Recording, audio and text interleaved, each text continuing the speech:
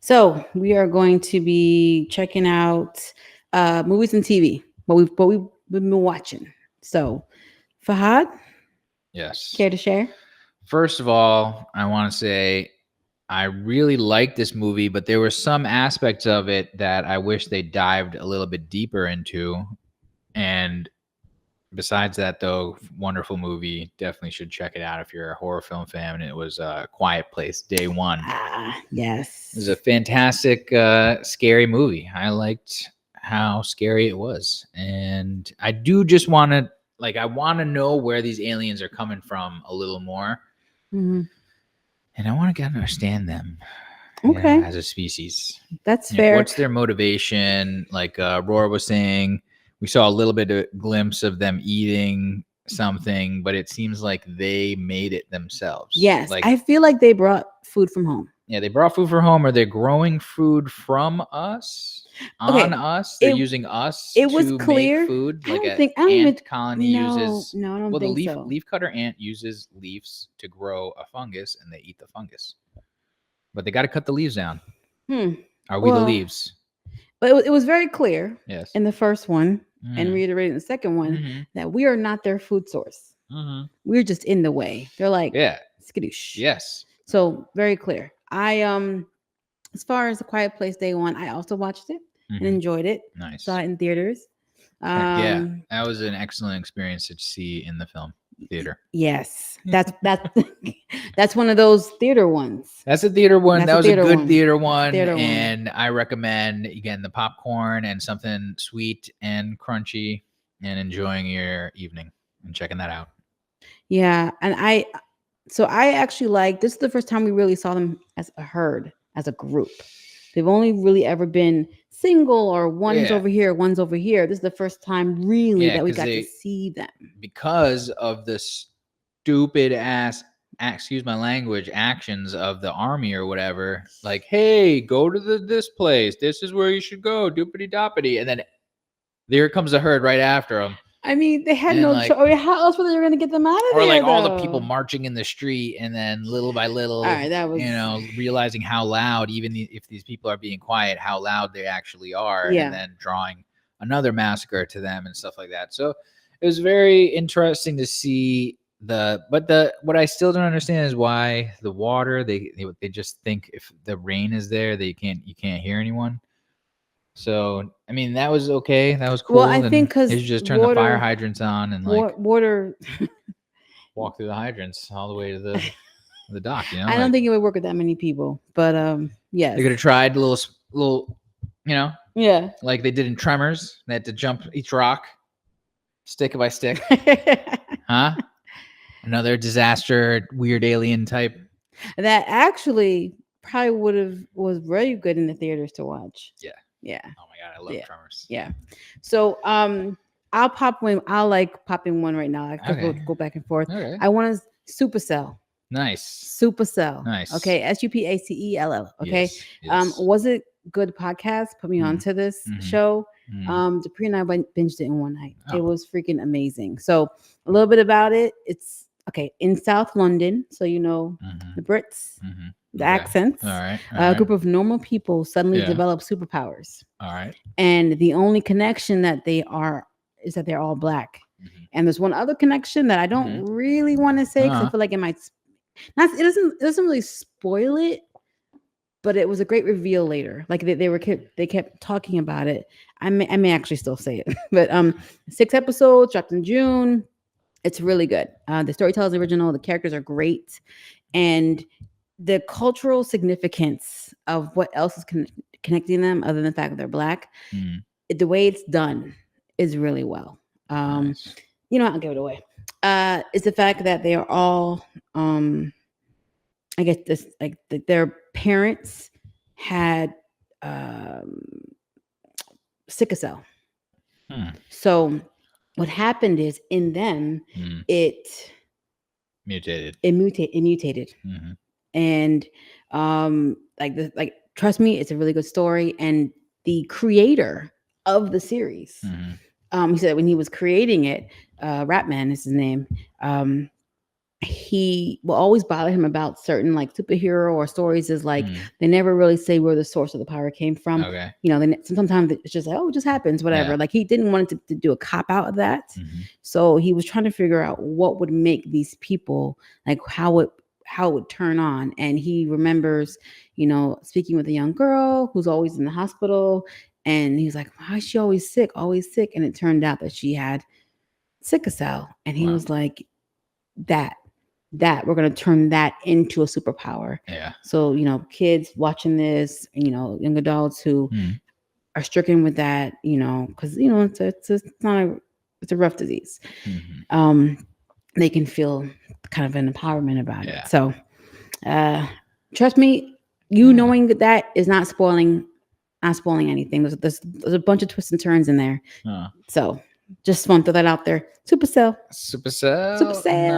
Nice. And then what else did you check out? Was it I checked out also Old Dads, which is I'm an old dad, technically. Yeah. And even though I look like I'm only 37, I'm actually 40 years old now. You know what? I think you could pull off 33. 33 on. Easy. Thank you very much. Thank you so much. But I like that it was Bill Maher and not Bill Maher, Bill Burr. Bill Burr. Jeez, Bill Maher. So a lot of Bill comedians out there. There are. And but I like that they're older dads. They own a company. They ended up getting fired from their own company because they gave the rights over to somebody else in a sale or in sale of it or something, like the shares and rights, and it's them fighting to get their company back, but having like one last hurrah.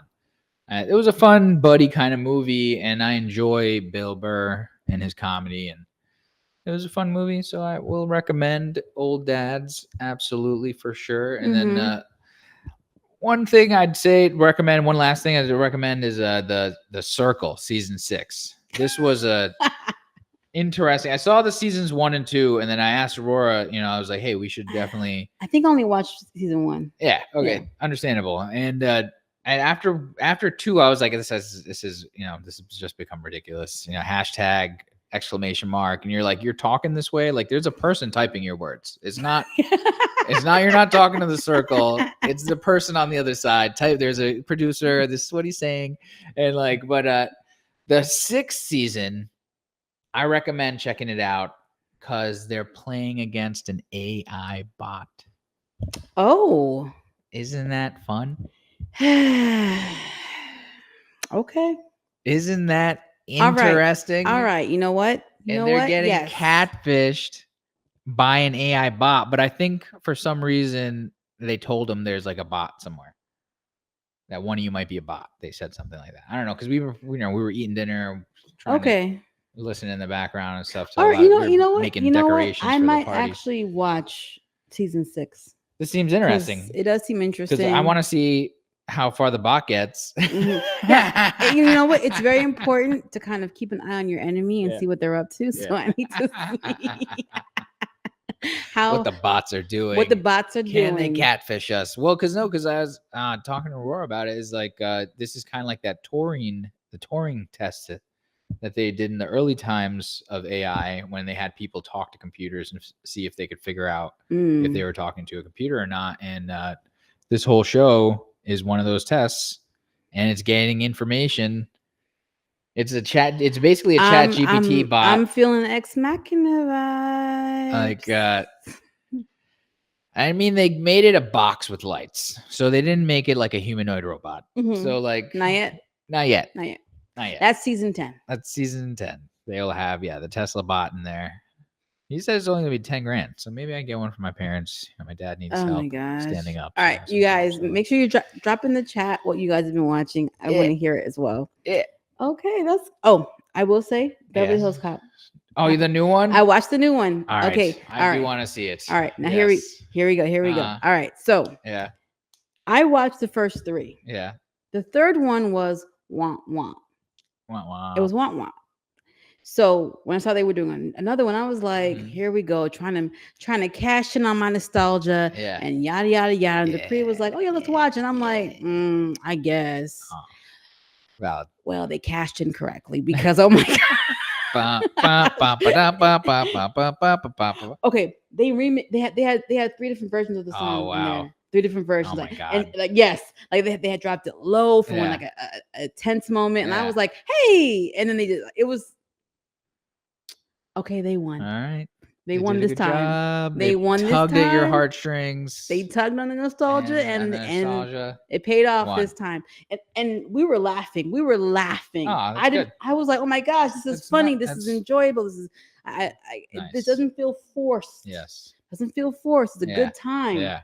I think you're gonna enjoy it. Right. So putting that out there, guys. Check it out. I'll give it a check out.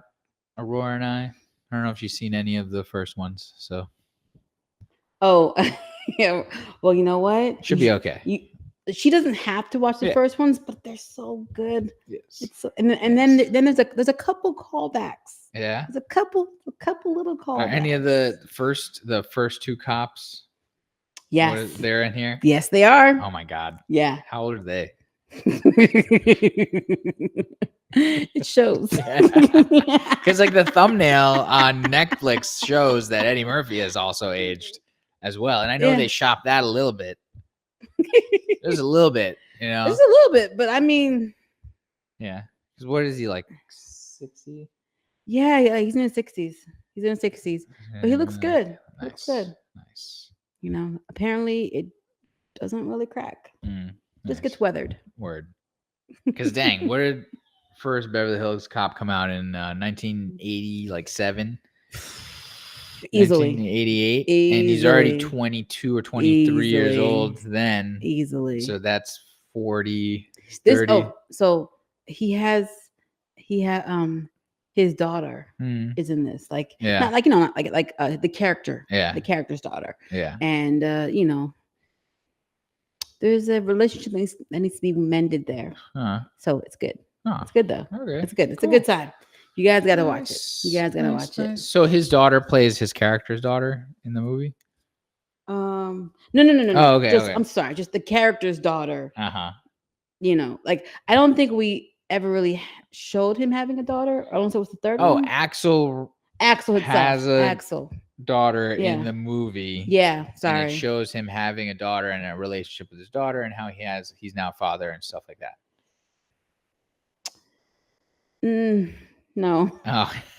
That's part of the problem.